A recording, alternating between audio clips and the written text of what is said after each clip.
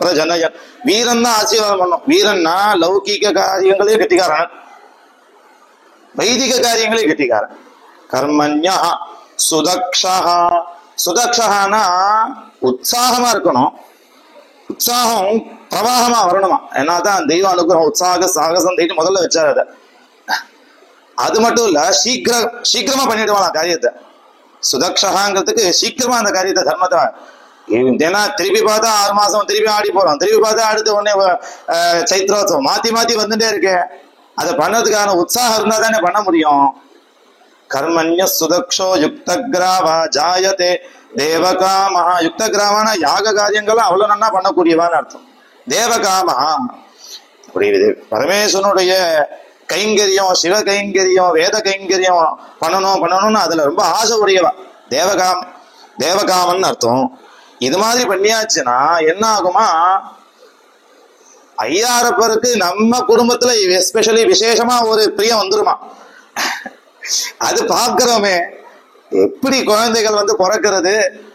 இப்பதான் ஐயாரப்பன் பிறந்த மாதிரி இருக்கு, அதுக்குள்ள கனாந்தம் முடிச்சுட்டேங்கிறான். 14 வயசுக்கு. ரெக்கார்டு இல்லையா அது, கின்னஸ் ரெக்கார்டு இல்லையா. காரணம் பரமேஸ்வர அனுகிரகம் இல்லைன்னா கிடைக்காது இதெல்லாம். தேவகாமஹானா தேவைஹி காமியமானஹா. பரமேஸ்வரனுக்கு இந்த குடும்பத்துல ஒரு பிரியம் வந்துடுமா. அப்படி ஒரு சத்புத்திரன் பிறக்கணும்னு வேதம் பிரார்த்திக்கிறது. இன்றைய தினம் டெய்லி அண்ணாவுடைய உபன்யாசத்தை கேட்கிறோம் நாங்க யூடியூப்ல, ஃபேஸ்புக்ல. இன்றைய தினம் அடியனுக்கு தெரிஞ்ச சில மந்திரத்தை உங்களோட பகிர்ந்துக்கலாம் அப்படின்னு ஒரு ஆசை. அதனுடைய உத்தரவின் பேர்ல இதை ஆரம்பிக்கிறோம். பூஷா பிராஸ்ய ததோ ருணது தஸ்மாத் பூஷா பிரபிஷ்டபாகஹ. வேதத்துல நிறைய யாகத்தை பத்தி தான் சொல்றது.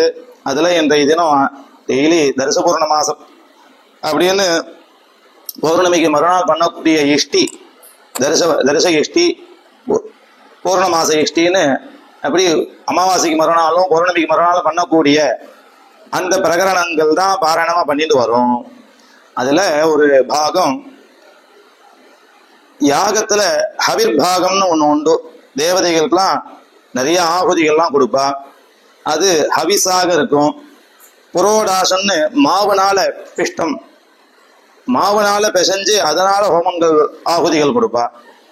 அப்படி ஆகுதிகள் கொடுத்த பிறகு மீதி உள்ள அந்த பாகத்தை அதை பிராசித்திரம் இடாபக்ஷணம்னு சொல்லுவா. அதை அந்த யாகத்துல கலந்துட்ட எப்படி நாம சுவாமி பூஜை பண்ண பிறகு அந்த தீர்த்த பிரசாதம் எடுத்துக்கிறோமோ அது போல இந்த இடாபக்ஷணத்தை பிராசனம் பண்ணுவா. அது மாதிரி தேவதைகள்லாம் யாகம் பண்ணிட்டு அந்த முதல்ல அந்த பூஷா தேவதை அந்த இடாபக்ஷணத்தை எடுத்து சாப்பிட்ட பிராசித்திர பக்ஷணம் பண்ணின உடனேயே அவருக்கு பல்லு உடைஞ்சு போயிட்டான்.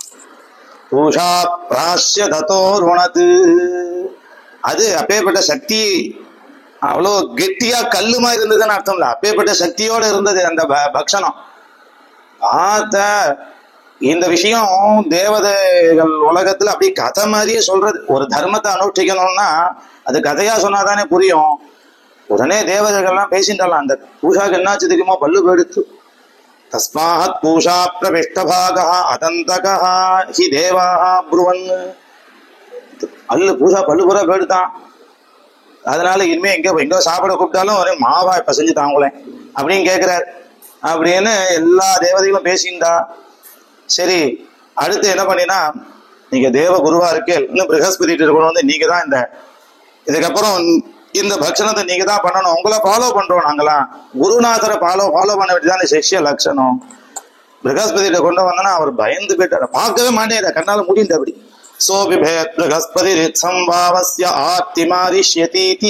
நான் பார்க்க மாட்டேன், எனக்கும் கஷ்டம் வந்துடும், நான் பார்க்க மாட்டேன், அதை அப்படி எடுத்துன்னு போப்பா, கிட்ட கொண்டு வராதுப்பா, அப்படி எடுத்துன்னு போ அப்படின்னு பயப்படுறாராம்.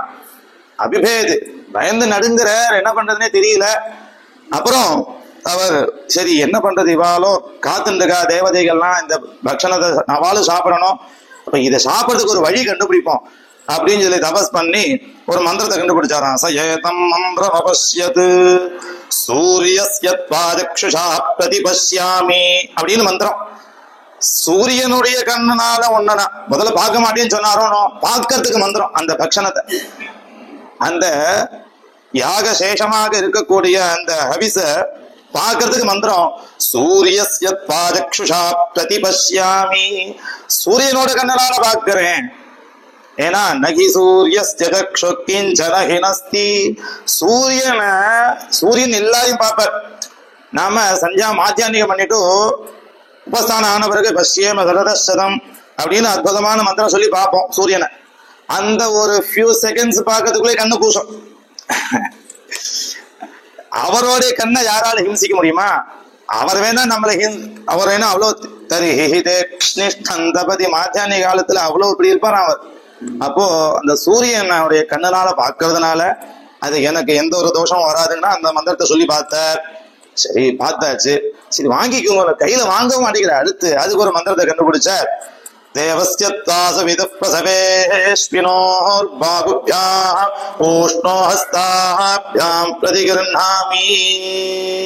அப்படின்னு சொல்லி மந்திரத்தை சொல்லி சவிதா தேவதையுடைய அனுகிரகத்தினால இதை நான் வாங்குறேன் அப்படின்னு சொல்லி மந்திரத்தை வாங்கி சொல்லி அந்த பக்ஷணத்தை கையில வாங்கின்ற அப்புறம் வாங்கின பிறகு எடுத்து சாப்பிடணுமோ, சரி சாப்பிடுங்களேன் வாங்கிட்டு சாப்பிடுங்களேன்னா திருப்பி பயப்படுற.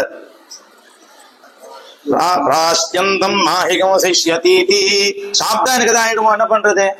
அப்படி அதுக்கு ஒரு மந்திரத்தை கண்டுபிடிச்சா அக்னே ஸ்வாஹஸ்யேன ப்ராஷ்யாமி, அக்னியோட முகத்தினால நான் சாப்பிடுறேன். ஏன்னா எங்கேயா அந்த காட்டு தீலாம் பிடிச்சதுன்னு வச்சுங்களேன், திரும்பி பார்க்கறதுக்குள்ள ஒரு காடையே சாப்பிட்டுட்டு போயிடும் அந்த அக்னி. பிரம்மாண்டமான அக்னிலாம் வந்து இப்ப கூட பார்த்தோம் ஃபாரின்ல, ஊரே நாசம் பண்ணி எடுத்தோம். அப்போ அக்னியோட வாய்க்கு எப்பேற்பட்ட சக்தி இருக்கும். அக்னி எதை பார்த்தாலும் எதை சாப்பிட்டாலும் தன்மயமாக்கிடும். ஏன்னா இந்த உலகம் அழியும் போது பிரளய ஜலத்தினால அழியும் சொல்லியிருக்கு. அது எப்படி வந்ததோ அப்படியே அழியும். அதுக்கப்புறம் பிரளய ஜலத்தோட மட்டும் நிக்காது. அக்னே ராபஹா அத்ய பிருத்திவி, அக்னியிலேருந்து ஜலம் வந்தது, ஜலத்திலேருந்து பிருத்திவி வந்தது இல்லையா, திருப்பி ரிவர்ஸ்ல போகும். பிருத்திவி ஜலத்துல மூழ்கிடும். அப்புறமா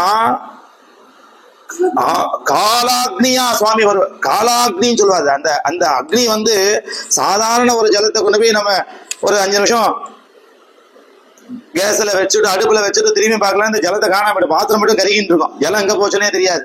அப்போ இந்த பூமி பூரா ரொம்ப இருக்கக்கூடிய ஜலத்தை இந்த காலாக்னி வந்து சாப்பிட்டுடுமா. அப்போ எதுக்கு சொல்ல வரேன், அக்னிக்கு எப்பேற்பட்ட சக்தி உண்டு. அந்த அக்னியோட முகத்தினால நான் இதை நான் வந்து சாப்பிட்றேன், வாயில வச்சு சாப்பிட்றேன். அக்னே ஸ்வாஸ்யேன ப்ராஷ்யாமித்யப்ரவீத் நஹ்யக்னே ராஸ்ய, அக்னியோட வாய் யாராவது ஹிம்சிக்க முடியுமா? அக்னி வேணா நம்மளை ஹிம்சிப்பா. ஆஸ்யங்கிஞ்சன ஹினஸ்தி சோபிபேத். சரி உள்ள போயிடுது. உள்ள போய் ஏதா பண்ணா என்ன பண்றது? ராசிதம் மாஹிகம் சிஷ்யதீதி, உள்ள போய் சாட்டா என்ன பண்றது தெரியலையே. அதுக்கு ஒரு மந்திரத்தை கண்டுபிடிச்சா பிராமணஸ்யோதரேன, பிராமணஸ்யோதரேன, பிராமணாலோட வயிற்றுனால சாப்பிட்டேன். ஏன் இப்படி பிராமணாளுக்கு ஹிம்சிக்காதா? அதான் இல்ல. பிராமணால பத்தி சொல்லும் போது இங்க அவர் என்ன சொல்ற, பிராமணால்னாலே தபஸ்விகள், மந்திரமூர்த்திகள், யாவதீர்ப்ரீ தேவதாஸ்தா சர்வா வேத விதி பிராமணே, வேதாத்தியனம் பண்ணின பிராமணனிடத்தில் எதை போட்டாலும் தன் தபஸ்னால பஸ்மமாக்கிடுவானா. அவர் என்ன சொல்ற இந்த திருஷ்டாந்தத்துல வித்யாரண்ய சுவாமிகள், பிராமணால சாத்தெல்லாம் சாப்பிட்டுட்டு பிராயசித்தம் பண்ணிக்கிறா இல்லையா, சாத்தெல்லாம் சாப்பிடுறதுக்கு பயப்படவே இல்லையா அப்படிங்கிற. அப்போ ஸ்ராத்தம் சாப்பிட்றதுக்கு எப்பேற்பட்ட பிராயசித்தம் வரணும், அவ எப்பேற்பட்ட தபஸ்திகளா இருக்கணும். அவெல்லாம் அவ்வளோ பாப பீருவா இருந்திருக்கான்னு தெரியுது பிராமணால பத்தி சொல்லும்போது.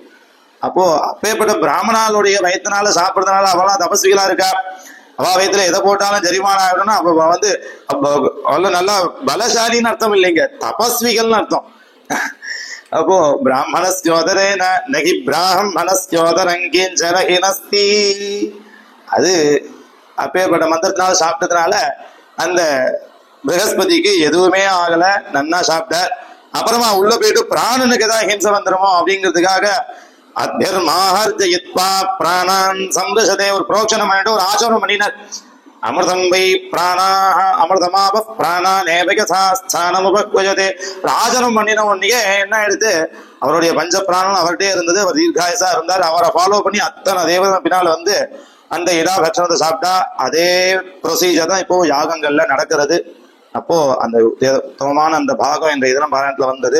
இது போல பல மந்திரங்கள் மந்திர மகிமையை சொல்லிட்டே இருக்கலாம். யசாவகாசம் இந்த க்ஷேத்திரத்துல கூப்பிட்டு இது மாதிரி ஏன்னா கோமாகம் அக்னேவிமா அங்க பின்னால் சொல்றது லோகக்ஷேமமா ஒரு பிரார்த்தனை இருக்கு. அதுல என்ன சொல்றது, பிரம்மன் பிராமணோ பிரம்மவத்யசி ஜாயதாம் பின்னால சபேயோ யுவாஸ்ய யஜமானஸ்ய ஒரு சபைன்னு இருந்தா அது யுவாக்கள்னால நிறைஞ்சிருக்கணும். வயசானவா மட்டும் இருந்தா பொதுவா நம்ம சொல்லுவோம் வித்வான்கள் தெரியவாலாம் வந்திருக்கா, சத்தியம்தான். ஆனா வேதம் என்ன சொல்லிட்டு தெரியுமோ, யுவா சிறு பசங்களா உள்ள வித்வான்கள் நிரம்பி இருக்கக்கூடிய சபையானது ஆங்காங்க நடக்கணும் போட்டுக்க. அதுக்கு உதாரணமா நம்ம எம்ஆர்வி சபையானது இத்தனை குட்டி சின்ன வயசுல நிறைஞ்ச வித்வான்களை வச்சுட்டு அப்படி அழகா நடக்கிறது. அது பெரியவாலாம் ஆரம்பிச்ச தர்மத்தை விடாம நடத்தணுங்கிற ஒரு வாழ்க்கை இருக்கக்கூடிய பக்தி ஸ்ரத்த பரமேஸ்வரன் பரிபூர்ணமா இருந்து அனுகிரகம் பண்ணிட்டு இருக்க. இந்த க்ஷேத்திரத்துல கலந்துண்டு சுவாமிக்காக நடக்கக்கூடிய ஒரு சத்காரியத்துல அடியனுக்கும் கலந்துக்கக்கூடிய பெரிய பாக்கியம். அது மாதிரி தர்ம பத்னியாவே அமைஞ்சிருக்கா. அது கேட்க வேணும். அம்பாலே தர்ம பத்னினா, யஜ்ய சம்வர்த்தனா, தர்ம சம்வர்த்தனா, சபையோ தர்ம சபை, ஊரு தர்ம கஷேத்திரம், காசிக்கு துல்லியமான கஷேத்திரம். இங்கே தண்டபாணி உண்டு, விஸ்வநாதர் உண்டு, எல்லாம் உண்டு. அதே மாதிரி அம்பாலும் தர்ம சம்வர்த்தனி. ஏன்னா தர்மம் கூப்பிடுவாங்க அந்த காலத்துல. அது இருந்தா ஷார்ட்டா தர்மாம்பால் பேர். பல பேருக்கு இந்த ஊர்ல பிறந்தவங்களுக்கு தர்மாம்பால்ங்க பேர் உண்டு. அப்படிப்பட்ட தர்ம கஷேத்திரத்துல தர்ம சம்பர்த்தனம் பண்ற மாதிரி நல்ல ஒரு சக்தி அமைஞ்சு வரக்கூடிய குழந்தைகளுக்கும் அது மாதிரி சாலங்கிருத மகோத்சவமாகவே அமைஞ்சு இந்த க்ஷேத்திரமானது மேற்கொண்டு உதாரண புருஷமாக உதாரண க்ஷேத்திரமாக அமைஞ்சு இந்த தர்மம் அபிவிருத்தி ஆகணும் பிரார்த்தனை பண்ணி இந்த அவகாசம் கொடுத்த எல்லாரும் வித்வான்களுக்கும் நமஸ்காரம் பண்ணி இந்த உபன்யாசத்தை இதோட உபசம்ஹாரம் பண்றோம். நம பார்வதி பதயே மகாதேவா.